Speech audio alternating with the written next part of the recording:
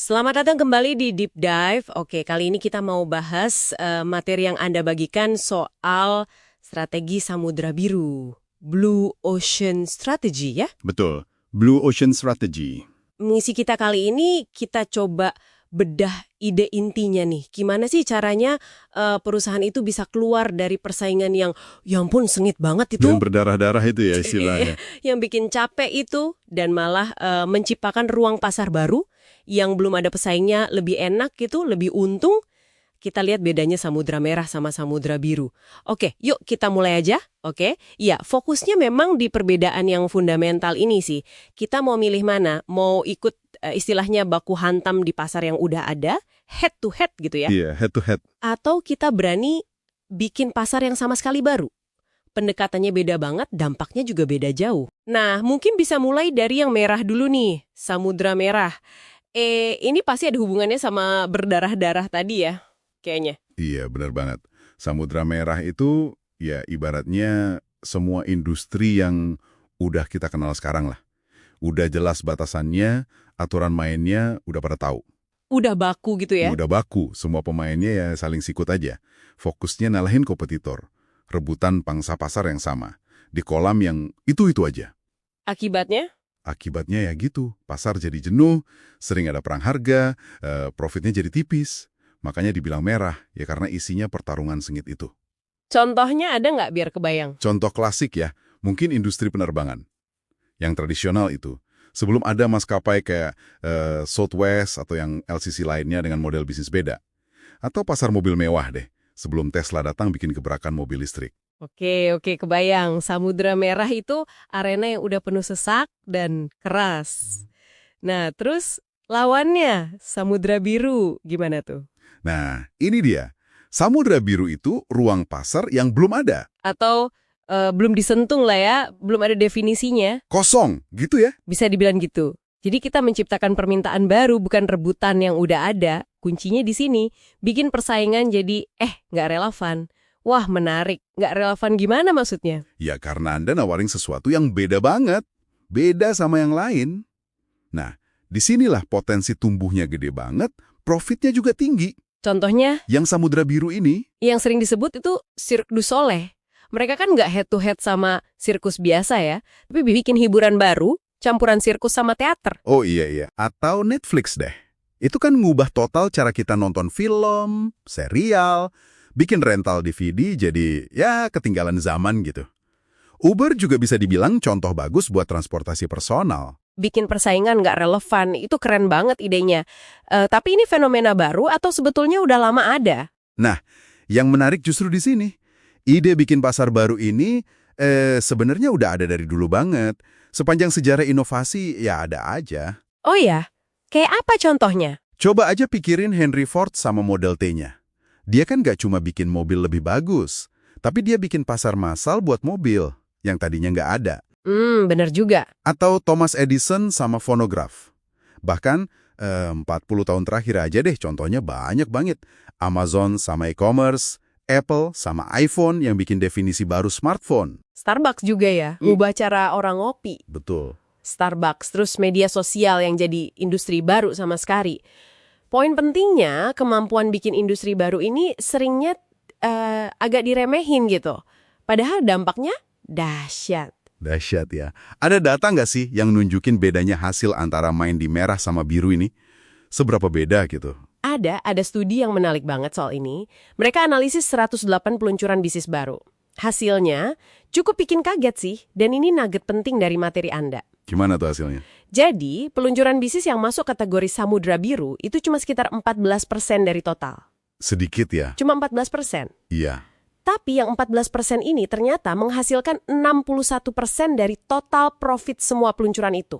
Gede banget kan? Wow. 61% dari cuma 14% upaya.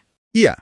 Sebaliknya, yang 86% peluncuran lainnya, yang sifatnya Samudra Merah, kayak perluasan produk atau perbaikan kecil-kecil aja, itu cuma nyumbang 39% dari total profit. Jomplang banget ya. Banget.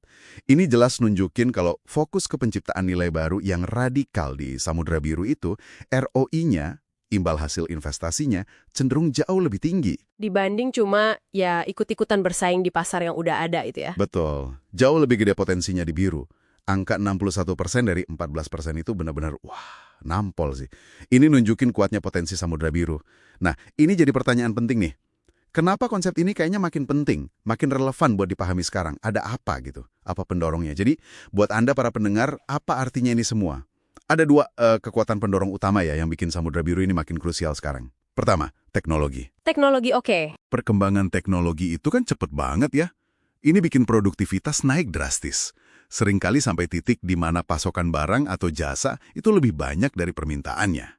Supply lebih besar dari demand gitu ya. Iya. Akibatnya apa? Terjadi komoditisasi yang lebih cepat. Artinya, produk atau jasa dari merek beda-beda itu jadi makin mirip aja di mata konsumen. Susah dibedain kecuali dari harga. Jadi perang harga lagi ujung-ujungnya. Bisa jadi. Terus, siklus inovasi juga jadi makin pendek. Kalau ada inovasi kecil, keunggulannya tuh cepet banget ditiru pesaing. Nggak bertahan lama.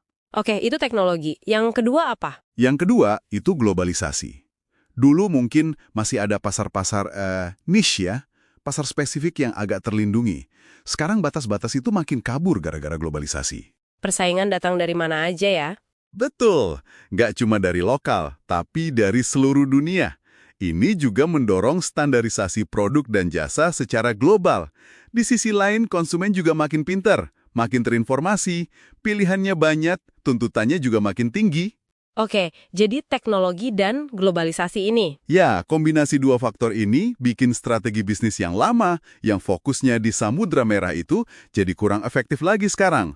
Lingkungan bisnisnya udah beda banget, butuh pendekatan baru yang lebih radikal, kayak Samudra Biru ini. Jadi kalau saya coba simpulkan ya, intinya strategi Samudra Biru itu bukan soal nyari cara paling jago buat ngalahin pesaing di pasar yang udah rame dan merah itu. Bukan itu fokusnya. Tapi lebih ke arah bikin kolam baru yang tenang gitu ya. Di mana kita bisa berenang bebas karena belum ada yang lain. Caranya dengan nawarin nilai yang bener-bener baru buat pelanggan. Persaingannya jadi nggak penting lagi gitu. Tepat sekali. Itu intinya. Dan jangan lupa tadi, potensi untungnya jauh lebih gede. Iya, angka 61% tadi ya. Betul. Nah, sebagai penutup nih, mungkin ada satu pemikiran buat Anda renungkan. Coba pikirin deh. Dengan semua pendorong tadi, teknologi yang makin cepat, tekanan globalisasi, dan potensi untung gede di Samudra Biru.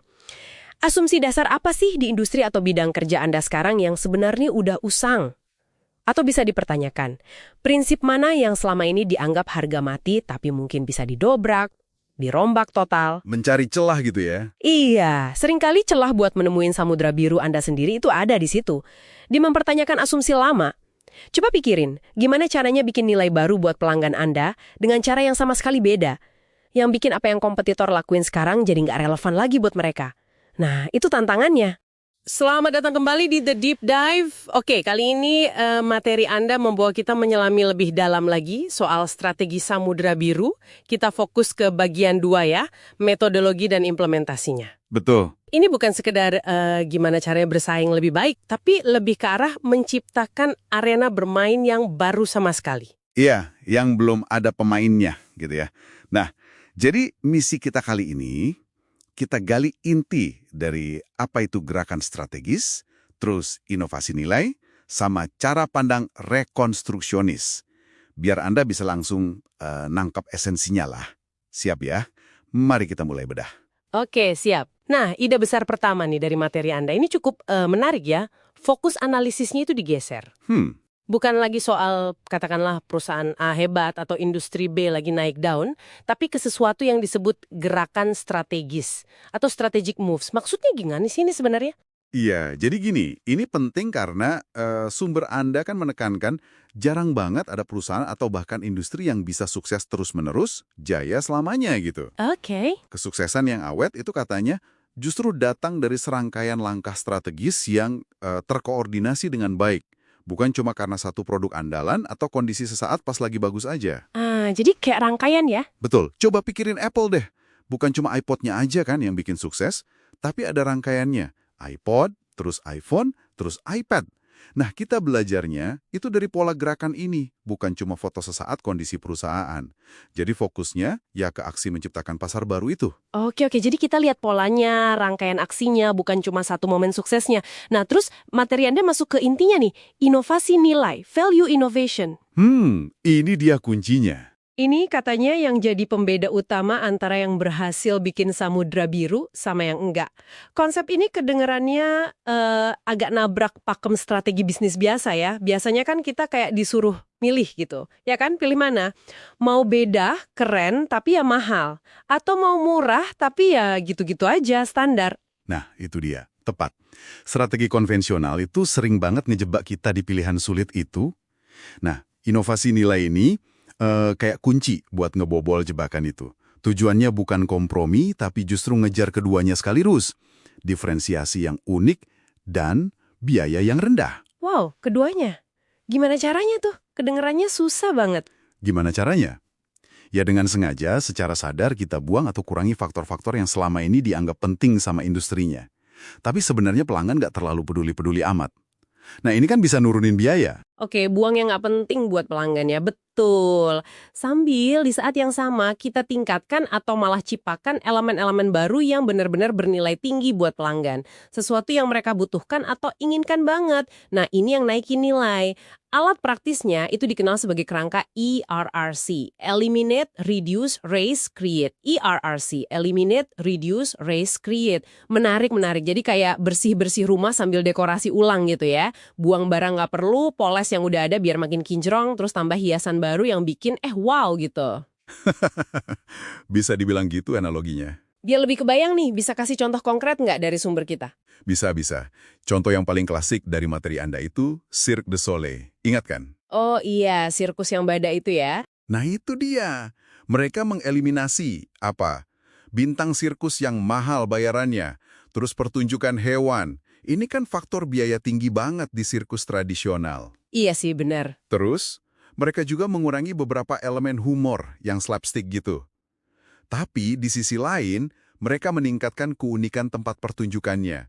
Dibikin lebih megah, lebih teatrikal, dan yang paling penting, mereka menciptakan tema cerita yang utuh, musik yang artistik, tarian, elemen-elemen dari teater lah. Ah, jadi digabungin sama teater ya? Iya, hasilnya pengalaman yang benar-benar baru, lebih premium rasanya, tapi struktur biayanya justru lebih efisien karena tadi udah ngilangin yang mahal-mahal. Ini bukan sekedar bikin produk baru loh, tapi ini cerminan dari apa yang disebut pandangan rekonstruksionis. Pandangan rekonstruksionis, oke. Mereka nggak main di aturan main sirkus yang lama. Mereka menulis ulang aturannya, bikin kategori baru, sirkus artistik. Jadi pandangan rekonstruksionis itu intinya bukan cuma pasrah sama kondisi industri yang ada, tapi justru aktif membentuk ulang industrinya ya. Kayak tadi, gabungin elemen dari industri lain atau mungkin ubah fokus produknya gitu. Persis, bukan cuma beradaptasi, tapi proaktif membentuk ulang batasannya. Contoh lain yang bagus juga Southwest Airlines. Oh iya, maskapai murah itu ya? Betul, mereka mengeliminasi apa? Makanan di pesawat, pilihan nomor kursi, transfer antar maskapai. Ini kan ngurangin kompleksitas dan biaya banget. Iya, simple jadinya. Tapi mereka meningkatkan frekuensi penerbangan dan keramahan krunya. Terus menciptakan kecepatan karena prosesnya simple dan harga murah yang bikin orang yang biasanya naik mobil jadi mau naik pesawat. Menarik. Dan penting dicatat nih, keberhasilan mereka itu bukan cuma soal tiket murah atau nggak ada nomor kursi aja, tapi juga didukung oleh seluruh sistem perusahaannya. Budaya kru yang fun dan efisien, jadwal penerbangan yang padat banget, pemilihan bandara sekunder yang lebih murah. Nah, ini contoh pentingnya penyelarasan holistik yang materi Anda juga tekankan. Oke. Jadi punya ide brilian aja tuh nggak cukup ya ternyata. Semua bagian perusahaan mulai dari proposisi nilainya, apa yang ditawarkan, harganya harus pas buat target pasar baru itu, struktur biayanya harus efisien, bahkan sampai ke orang-orangnya, dan budaya kerjanya semuanya harus mendukung gerakan strategis ini. Eksekusi yang terintegrasi gitu ya, bukan cuma ide doang. Benar sekali. Tanpa penyelarasan menyeluruh ini, inovasi nilai sebagus apapun bisa jadi gagal diadopsi atau nggak bertahan lama. Semuanya harus nyambung, harus sinkron. Baiklah, Jadi kalau kita coba rangkum cepat nih dari deep dive kita kali ini, untuk menciptakan samudra biru, kunci utamanya ada di fokus pada gerakan strategis, bukan cuma kondisi sesaat perusahaan atau industrinya. Betul. Terus, kejar inovasi nilai dengan cara yang berani, yaitu mendobrak pilihan sulit antara nilai tinggi dan biaya rendah. Pakai alat bantu IARC tadi, eliminate, reduce, raise, create. Iya. Lalu adopsi pandangan rekonstruksionis, jangan cuma main di aturan yang ada, tapi coba bentuk ulang pasarnya. Dan yang terakhir, pastikan seluruh sistem perusahaan selaras untuk mendukung semua itu. Nah, implikasinya buat Anda yang dengerin apa? Ini bisa jadi kayak kacamata baru buat ngelihat peluang. Coba deh tanya ke diri sendiri, faktor apa sih di industri Anda sekarang yang selama ini dianggap wajib ada, padahal mungkin bisa dihilangkan aja? Pertanyaan bagus tuh. Atau nilai baru apa ya yang bisa diciptakan buat pelanggan yang selama ini mungkin terabaikan atau kebutuhannya belum terpenuhi? Intinya, ini ngasih pertanyaan penting. Gimana caranya Anda bisa bikin persaingan itu jadi nggak relevan lagi di konteks Anda sendiri? Wah, bikin mikir ya. Membuat persaingan tidak relevan. Oke, sebagai penutup nih, satu pemikiran lagi buat Anda bawa pulang dan mungkin eksplorasi lebih lanjut. Materi kita kan fokusnya pada penciptaan samudra biru ya. Iya. Tapi coba deh renungkan sejenak. Samudra biru yang baru tercipta itu kan seringkali menggoda ya. Akhirnya narik banyak pemain baru masuk. Terus pelan-pelan samudra biru itu bisa jadi merah lagi, penuh sama persaingan. Siklusnya gitu ya. Gimana siklus dari penciptaan pasar baru ini kembali lagi ke kompetisi yang ketat, bagaimana itu terus berjalan, dan apa artinya itu buat kebutuhan kita untuk terus berinovasi secara berkelanjutan. Sesuatu untuk Anda pikirkan lebih lanjut setelah sesi kita ini.